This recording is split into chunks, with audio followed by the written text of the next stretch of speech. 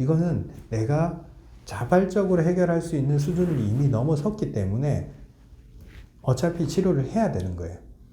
치료는 양방에서는 이건 치료의 대상이 아니기 때문에 한방으로 치료할 수밖에 없는 거고. 안녕하세요, 이승 원장입니다. 오늘은 담적이 어떤 질환인지, 그리고 담적이 왜 한방 쪽에서만 사용되는 병명인지, 그리고 이걸 어떻게 치료해야 되는지 한번 설명드려 볼까 합니다. 첫째로 이게 왜 한방에만 사용할까요? 이 질환을.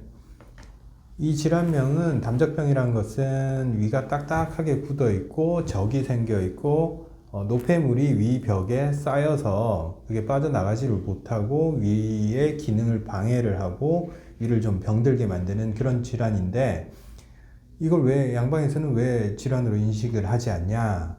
먼저 말씀드리면 간단합니다. 양방은 내시경이라는 그 진단 기구를 통해서 확인된 거, 육안으로 확인된 것만 주로 진단하는 경향이 있어요.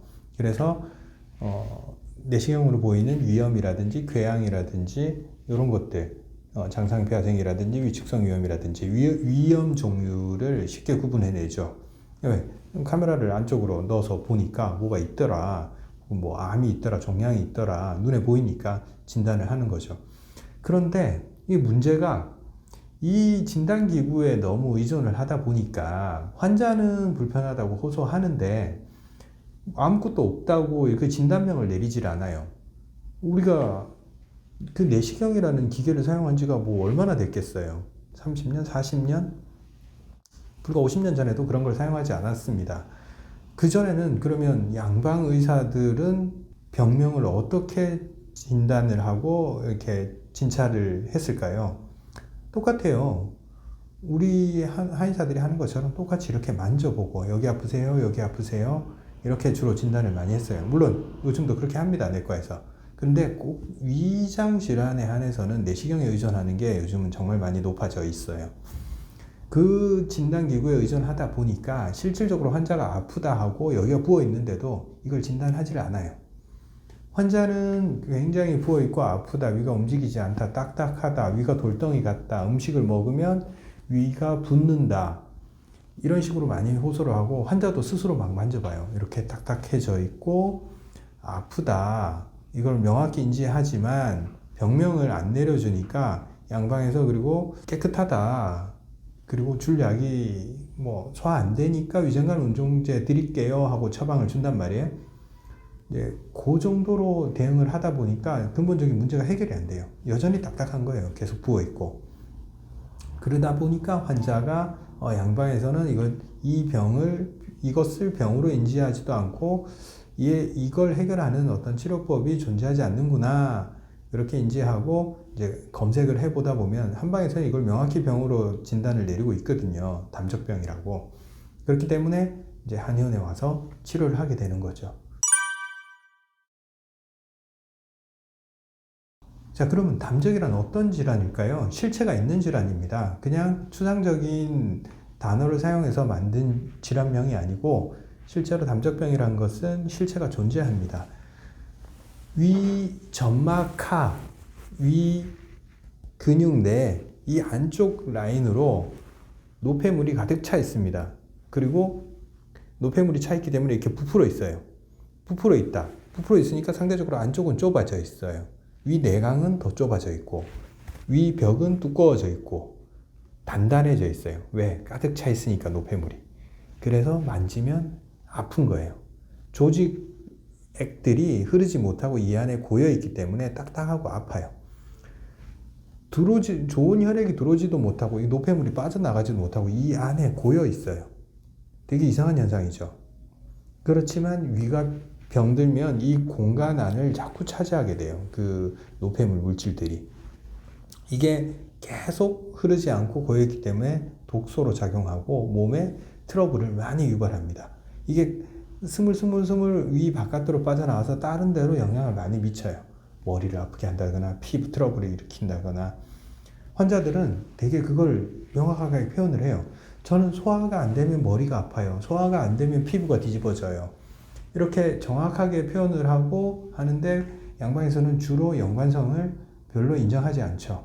그건 별개의 문제예요 라고 인지를 합니다. 근데 담적병에서는 같은 병이에요. 소화가 안 될 때 피부 트러블이 일어나는 거 같은 병이에요. 소화가 안 될 때 머리 아픈 거 당연한 거예요. 이 담적이 생기면 흐름을 막고 여기서 흐름이 막혔을 때 노폐물이 온몸을 돌면서 트러블을 크게 만들어 버려요.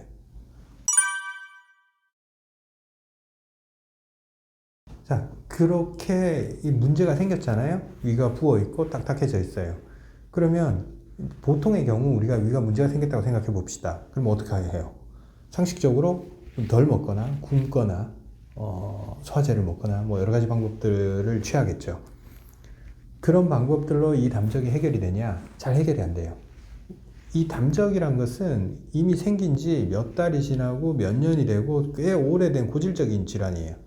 단순히 담적이 생긴 지 한 달이 됐어 이런 경우는 잘 없어요.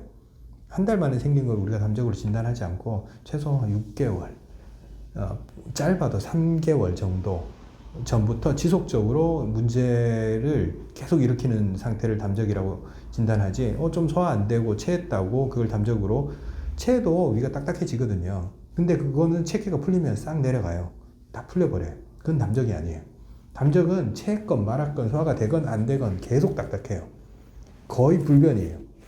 그래서 내가 음식을 조심하든 소화제를 먹든 뭘 온갖 방법을 써도 이게 그대로 있어요. 그래서 치료를 해야 되는 거예요.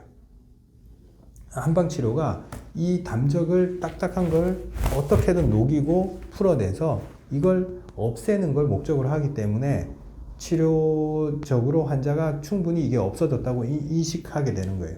아까 말했던 담적으로 인한 다른 트러블도 같이 해결이 돼요. 피부든 뭐 머리 아픈 거든 소화가 안 돼서 나타나는 현상이기 때문에 그것도 같이 해결된다고 보면 됩니다. 그래서 이거는 내가 자발적으로 해결할 수 있는 수준을 이미 넘어섰기 때문에 어차피 치료를 해야 되는 거예요.